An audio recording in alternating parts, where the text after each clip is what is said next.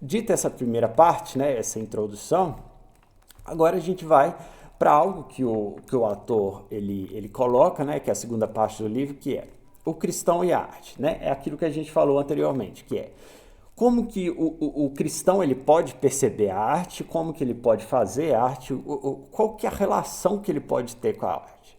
Então ele coloca assim, esses 11 pontos aqui, dos quais a gente vai, vamos dizer assim, referenciar dentro dessa obra aqui, que é uma obra do Paul Robert, também colocada no livro, e a gente vai poder discutir sobre ela. Não. O primeiro aspecto assim que ele coloca para a gente poder compreender a relação do cristão com a arte é o valor intrínseco da arte. Como assim o valor intrínseco? O que aquele objeto, o que aquela obra está buscando demonstrar? Ela está falando alguma coisa? Ela tem conceito? O que é? Vamos dizer assim, existe algo de fato, vamos dizer assim, naquele objeto, naquela coisa que a gente está buscando ali? Que valor é esse? Vamos dizer assim, muitas vezes a gente olha, vamos dizer assim, para quadros e coisas abstratas, principalmente, e a gente às vezes se pergunta, tem valor nisso? Por que isso? Por que diz que isso é feito? E é muito engraçado que muitas vezes o valor que a gente associa, por exemplo, à obra de arte, é um valor que não é um valor nosso, é um valor de outros, é um valor de críticos, é um valor do mercado, é algo que vamos dizer assim, que a gente, principalmente, né, de novo, como cristão, como pessoas que pensam, como pessoas que, né, de todas as espiritualidades, que na verdade estudam, que buscam compreender as coisas, a gente não pode vamos dizer assim, se permitir, vamos dizer assim, ser ludibriado por questões que estão muito mais relacionadas principalmente a questão de mercado, principalmente a questão, vamos dizer assim, do consumo, a questões que não têm um valor de fato, né, um valor humano, não estou falando exatamente de uma perspectiva humanista, mas que não tem um valor assim, que a gente possa extrair daquilo ali algo, uma compreensão espiritual, uma compreensão filosófica. Então, assim, dito isso, vamos olhar nessa obra aqui. Vamos ver se ela tem um valor intrínseco. Essa obra aqui, eles colocam o nome de Staircase porque ela fica na escadaria do Neuchâtel. Eu não sei como é que fala isso, eu acho que é assim. Que é esse museu de arte. E ela é feita desse triptych, né? Que são 3 quadros. E são gigantes. Eles mostram muito da relação, vamos dizer assim, do homem e vamos dizer assim, dos fins dos tempos também.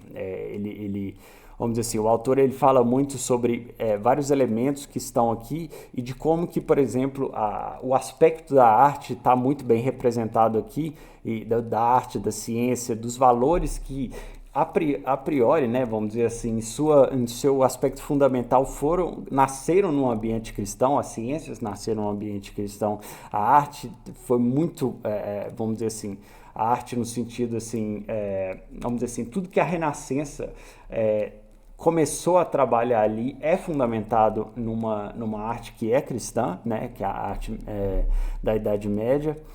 E tem um outro aspecto aqui, a própria filosofia, o próprio pensamento também, ele tem muito de fundamentos cristãos dentro dele. E aqui, nessa parte aqui, ele está muito bem representado todos esses fatores de como que, vamos dizer assim, no fim dos tempos, é essencial, vamos dizer, que a gente retome essa essência e essa busca por esses ambientes para o ambiente cristão. Vamos dizer assim, né? Como eu tenho feito aqui no canal, como eu tenho buscado trazer a importância da espiritualidade e da cristã, de fato, da perspectiva cristã nas artes e como isso foi deixado de lado de certa forma e como a gente não vê isso principalmente no ambiente das artes plásticas. Dito isso, eu acho que o valor intrínseco dessa obra é muito bem representado, né? É um valor de narrativa, é um valor de simbolismo, é um valor que objetivamente a gente consegue encontrar, não só um valor subjetivo, né? Na interpretação própria, mas só da percepção da conjunção cultural e simbólica que a gente consegue encontrar nessa arte, a gente já consegue ver o seu valor intrínseco, né? Vamos lá para o segundo ponto. Formas de arte adicionam força à visão do mundo. Isso vamos dizer assim, tudo aquilo que vamos dizer assim, que usa da arte como meio de locução, vamos colocar dessa forma, ganha uma expressão e um valor que é muito mais forte do que simplesmente a ideia da mensagem. Por exemplo, quando os movimentos autoritários, os movimentos soviéticos, os movimentos nazistas, os movimentos da China, utilizam, vamos dizer assim, a propaganda e muitas vezes, vamos dizer assim, utilizam da propaganda feita por artistas, pinturas, como a gente falou no realismo soviético na semana passada. Isso tudo condiciona e convenciona a população, cria vamos dizer, uma iconografia, uma imagética, entra dentro da cabeça dos indivíduos, fala de uma forma que é extremamente forte. Obviamente eu não estou falando aqui ficar criando imagem para, vamos dizer, fazer uma lavragem cerebral nas pessoas para elas virarem cristãs, que, vamos dizer assim, não faz o menor sentido uma ideia dessa, até porque, dentro da minha concepção, o entendimento e vamos dizer assim, o entendimento e a sensação, né, caminham juntas na perspectiva cristã. Você sente, mas ao mesmo tempo você compreende. Então, o raciocínio ele deve estar presente o tempo inteiro dentro da perspectiva cristã e da perspectiva de um indivíduo cristão. Vamos dizer, as ideias e a forma, a linha, vamos dizer assim, o racional deve estar presente também o tempo inteiro. Obviamente, não limitando a espiritualidade, mas condicionando tudo, como a gente está fazendo aqui, por exemplo, com a palavra, com o exemplo que a gente tem de Cristo. Dito isso, muito... Quando a gente vai olhar para essa obra aqui, né, e todo esse acervo simbólico e a própria expressão de como que ele coloca, né, vamos dizer assim, essa imagem desse anjo e com essa espada, com essa bandeira, tudo isso tem uma expressão que expressa uma mensagem, que tem um símbolo, mas que nos move sensorialmente, esteticamente, em todos os aspectos da nossa, vamos dizer assim, concepção dessa imagem, né? Então, obviamente, né, aqui a gente consegue ver isso muito bem aplicado. 3. Definições normais, sintaxe normal. Aqui é um ponto que o autor coloca no livro. Todos esses títulos aqui são traduções que eu trouxe do livro. Definições normais, sintaxe normal. Uma coisa que é importante também, quando a gente está falando, né, ao avaliar e ao perceber a arte, é que existe vamos dizer assim, não é dizer que a arte ela deve ser para todos, no sentido assim, eu não posso usar uma fala rebuscada, eu não posso usar um tipo, vamos dizer assim, ou um tipo de pintura muito confuso ou de difícil percepção. Não quer dizer que eu não possa utilizar isso, mas que a arte, em sua essência, ela utiliza de elementos que são simples e complexos ao mesmo tempo. Vamos dizer assim, quando a gente ele dá esse exemplo, quando a gente está lendo Shakespeare, por mais que Shakespeare seja aquela coisa rebuscada e simbólica, e cheia de metáforas, cheia de coisa, existe uma história, existe algo que a gente vai seguindo que é de fácil percepção. Então, assim, às vezes é muito, vamos dizer assim, não às vezes, mas na arte a gente trabalha muito daquilo que é normal, daquilo que é de fácil percepção, para que a gente possa expressar também coisas mais complexas, porque só o complexo acaba que às vezes também, não dizendo que não possa existir só uma arte somente complexa, mas às vezes, por exemplo, se torna, vamos dizer assim, aquelas artes abstratas que não fazem sentido. Eu, né, como pessoa que já estudou, assim, que tem a percepção sobre a arte abstrata, não estou falando que a arte abstrata é ruim, mas em vários momentos ela simplesmente é um valor agregado que não faz um sentido objetivo. Não dizendo que a arte é objetiva, dizendo que o que se diz sobre aquilo é algo quase que uma fantasia. Eita! Uai! Cadê minha imagem? Ih! Pera aí. Minha imagem caiu. Meu bateria acabou. Ai, me socorre.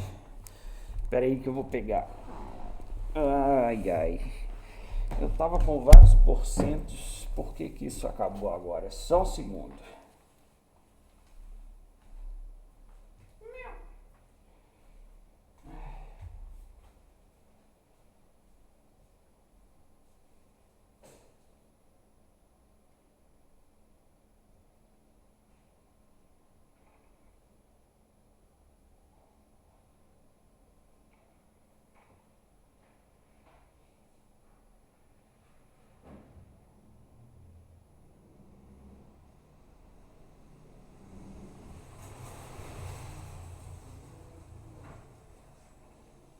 Fechar para ele não engatinhar para fora.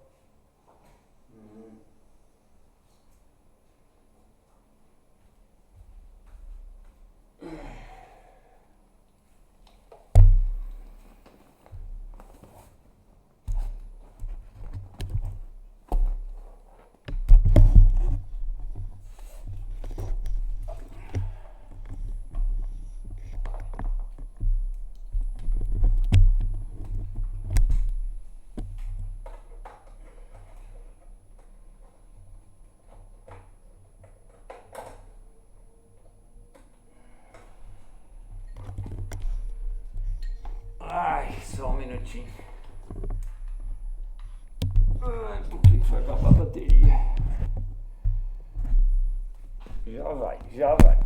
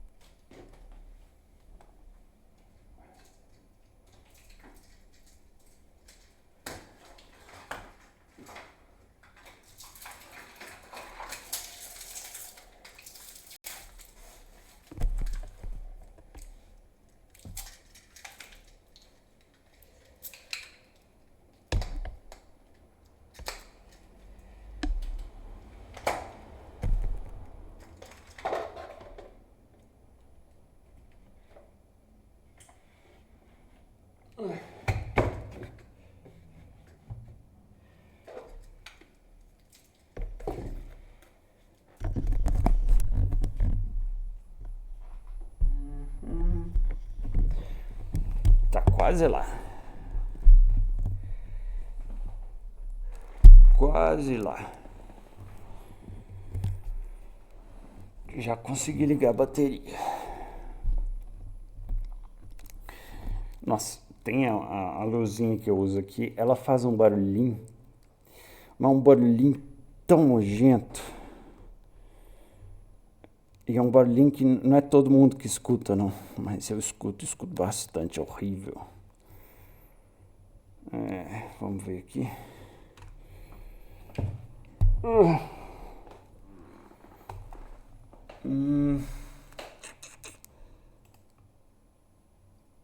Vai, conecta.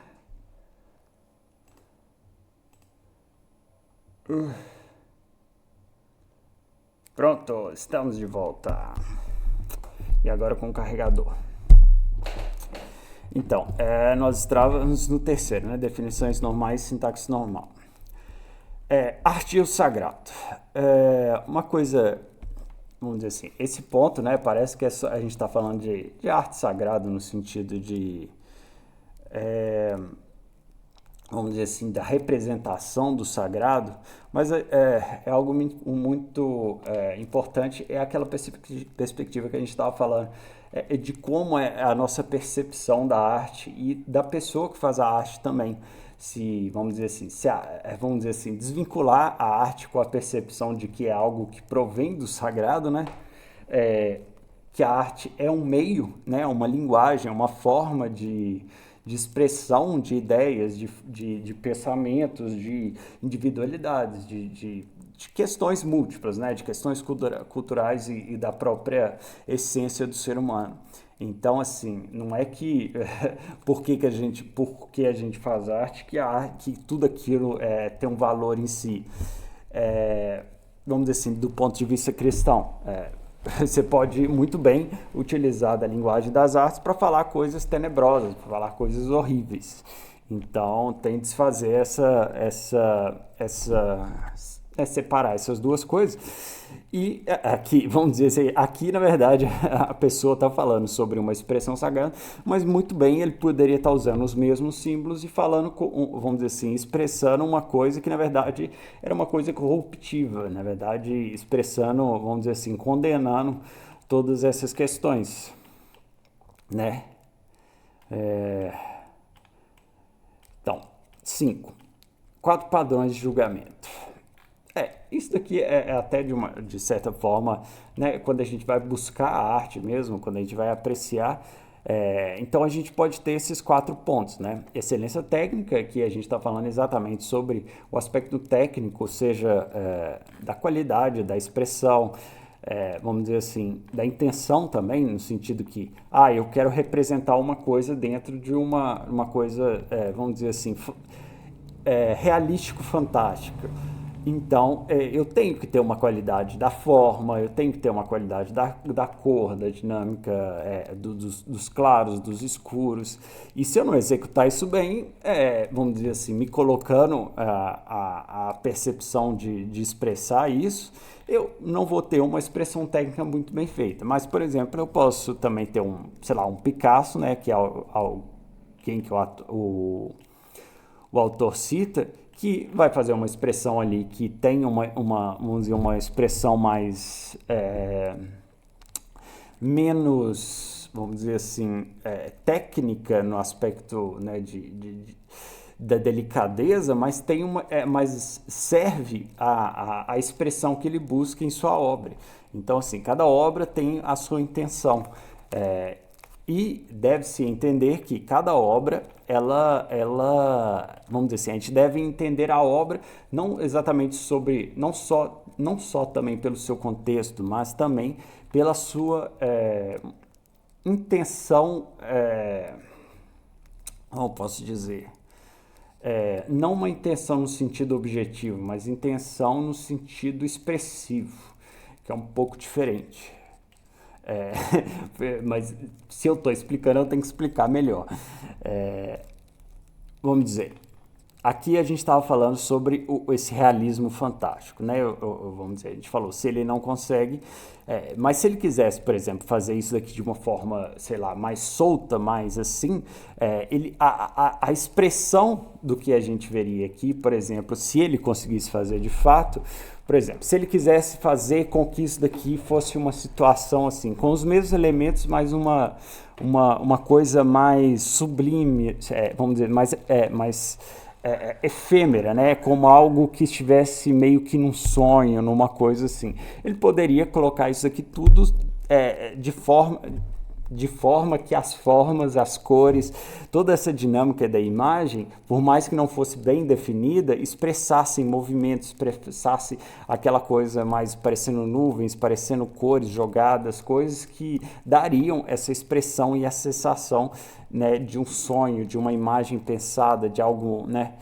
fantástico, mas não, vamos dizer assim, com essa intenção, fazendo dessa forma, né, com essa forma de pincelada, com essa forma da expressão das figuras, a gente teria vamos dizer assim, uma outra versão dessa imagem, mas com uma intenção diferente e se bem executada ou não, porque eu posso chegar ali, fazer um monte de pincelada nada a ver e não atingir aquele meu objetivo, né? E, de novo, eu tô me confundindo, esse trem da cabeça aqui, eu tô acabando me escondendo aqui. Tá muito engraçado isso. Eu tenho que ficar do lado de cá. É, então, validade. A validade, na verdade, ele está falando isso muito sobre o aspecto,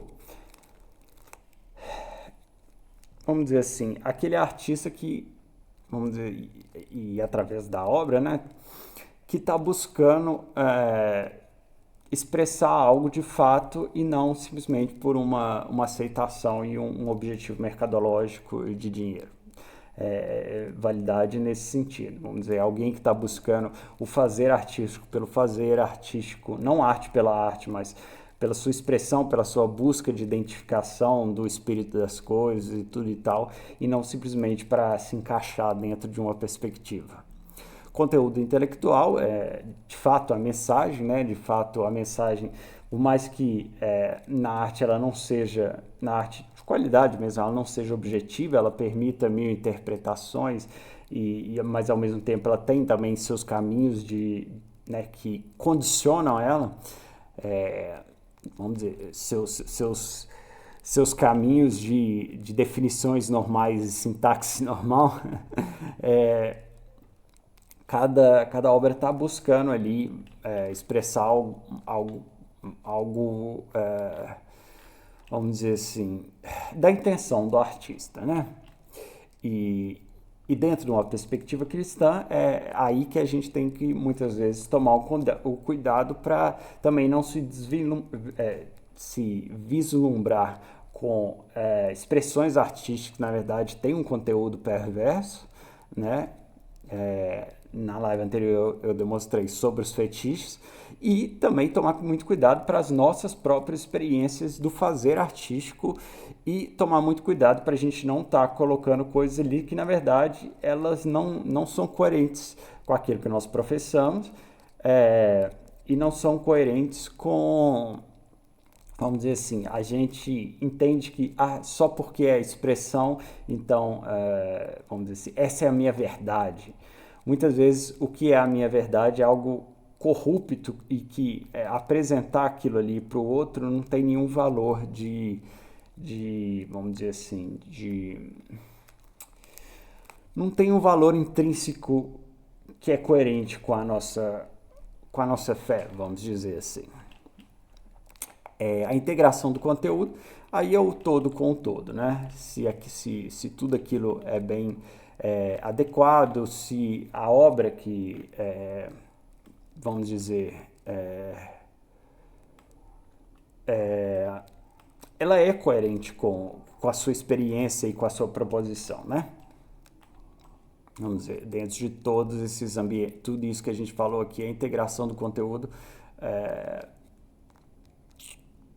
vamos dizer, finaliza sobre essa compreensão e sobre esse padrão de julgamento que a gente pode fazer das artes, tanto as nossas mesmo, quanto de outros. Sexto, a arte pode veicular qualquer tipo de mensagem, né? Aquilo que a gente falou que eu posso expressar qualquer coisa, eu posso colocar aquilo que eu tenho a intenção de colocar ali. E de novo, né? Se aquilo não está de acordo com a nossa percepção, ou vamos dizer, a nossa no sentido assim, de cada um,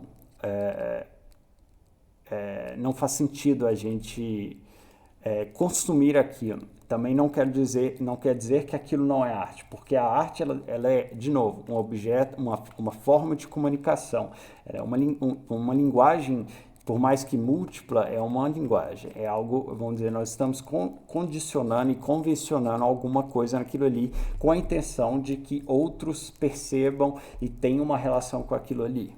Então, a arte, ela é feita, vamos dizer assim, existem três elementos. Existe aquele que faz, existe aquilo que foi feito e aquele que vai receber aquilo que foi feito, né? Vamos dizer assim, de uma maneira mais teórica, seriam esses três elementos. Mudar estilo. Aqui o autor está falando mais sobre a prática artística mesmo, como que é importante, às vezes, e vinculando com o 8 aqui, formas de arte modernas e a mensagem cristã, como que,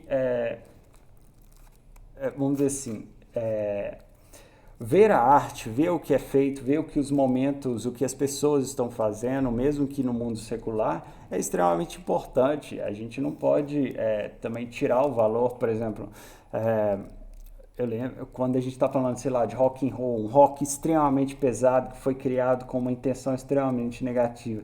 Aquilo ali tem um som legal, aquilo ali tem uma cultura legal, tem pessoas que podem ser alcançadas, por que, que eu não posso fazer? Né? As pessoas criticam muito o white metal, por que, que eu não posso, né, fazer um rock and roll, uma coisa pesada e tal, para alcançar aquelas pessoas? Por exemplo, a gente tem a banda, né, brasileira lá de São Paulo, o Antidemo, que é uma banda que alcançou e já tocou em cada festival obscuro,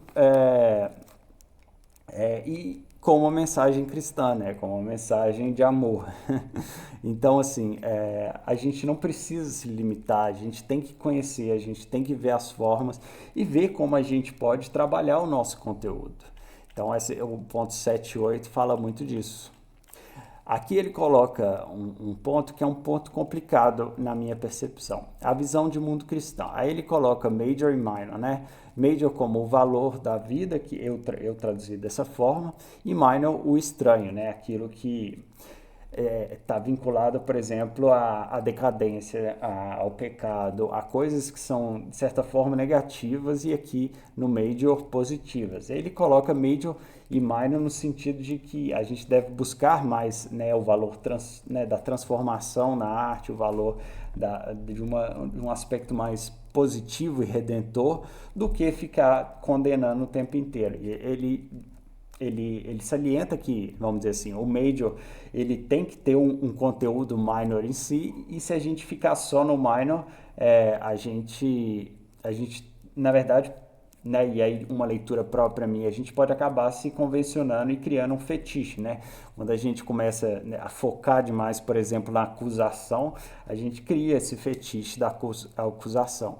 Então é algo que eu mesmo tenho na minha pintura, que como ela é uma pintura que fala muito sobre a decadência, às vezes eu fico procurando, não, eu preciso de beleza, eu preciso do valor redentor também aqui, eu não posso só deixar no valor da degradação. Então às vezes eu coloco ou tiro alguns símbolos, algumas coisas assim que eu vejo que são ruins, que aquilo ali vai só caminhar para um ambiente negativo, vamos dizer assim.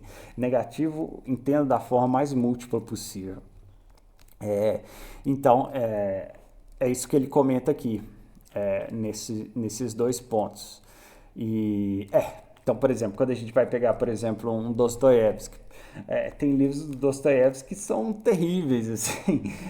O Dostoiévski um grande literário cristão ortodoxo, que ele escreveu esses livros que têm um valor de redenção muito forte, muito importante, um valor cristão intrínseco muito bom, mas ao mesmo tempo os livros são extremamente, assim, eles demonstram a decadência humana de forma muito forte. O objetivo da obra cristã, né?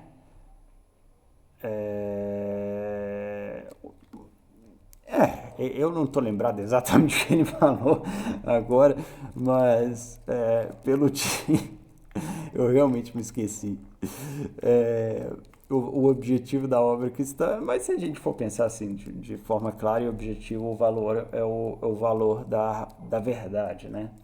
A gente tudo aquilo que a gente vai buscar na vida, e especialmente quando a gente vai produzir arte, a gente deve estar sempre buscando a verdade.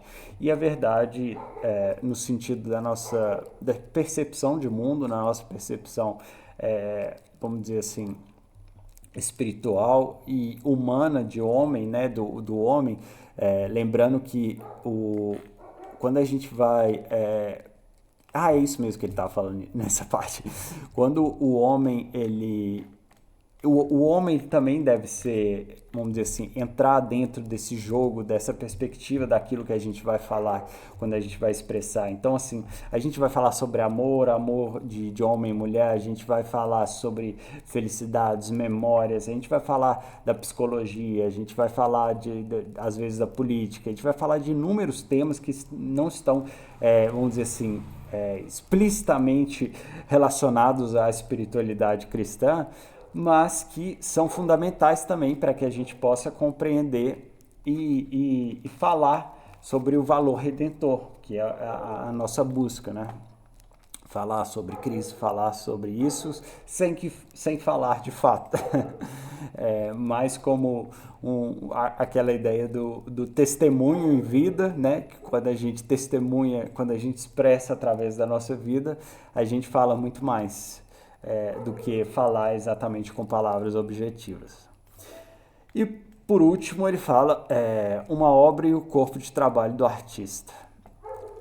Aqui é mais um conselho que ele coloca sobre o aspecto que a gente não precisa falar todas as coisas em uma obra só, por mais que nessa obra aqui a gente veja ele falando tantas e tantas coisas numa obra só, a gente não precisa, às vezes, falar sobre um tema, falar sobre uma coisinha é o fundamental, porque o artista ele não é feito de uma obra, ele é feito de um corpo de obras, de um corpo de trabalhos, dos quais alguns são só trabalho, outros são obras, são, né, rascunhos, pensamentos, vamos dizer assim, trabalha em diferentes mídias, né, trabalha na pintura, na escultura, na música, na literatura.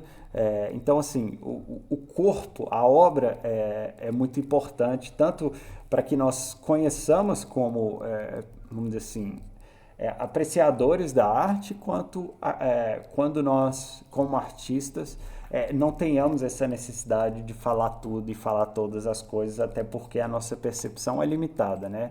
E então isso é uma coisa que a gente vai fazendo aos poucos, que a gente vai até mesmo conquistando aquilo que é a nossa linha de fala, né?